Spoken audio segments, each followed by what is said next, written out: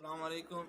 आई lecture number 66 में हम critical thinking के बारे में पढ़ेंगे। क्रिटिकल थिंकिंग को उर्दू में तनकीदी सोच कहते हैं।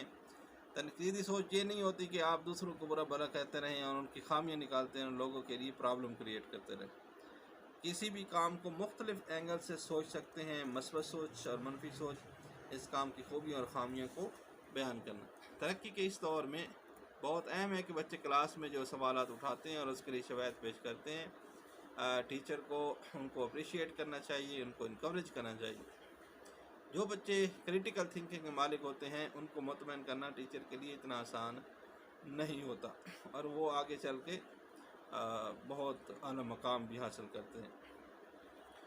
How to improve critical thinking, इसको कई तरीक़ों से बेहतर किया जा सकता है। क्रिटिकल थिंकिंग को सबसे पहले है कि मुख्तलिफ़ तरीक़ों से सोचने और तजर्बात करने से नए नए आइडियाज़ पैदा होते हैं।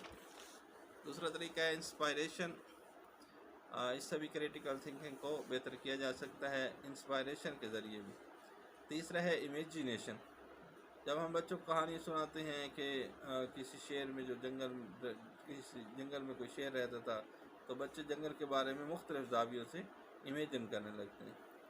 ये भी क्रिटिकल थिंकिंग को इम्प्रूव करने के लिए काफ़ी मददगार साबित होती है। नीड मैपिंग, आप कोई भी काम करते हैं तो आप उसकी मैपिंग करें कि पहले कौन सा काम करना है, दरमियान में कौन सा करना है, आखिर पर कौन सा काम करना है। और लास्ट पे है इनोवेशन एंड एक्सपेरिमेंट्स।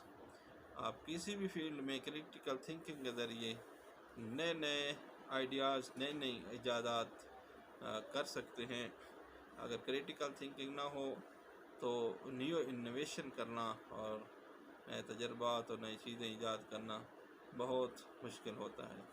उम्मीद है आज के लेक्चर की आपको समझ आ गई होगी।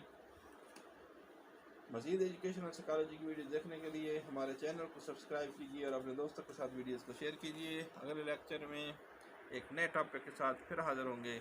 अल्लाह हाफिज़।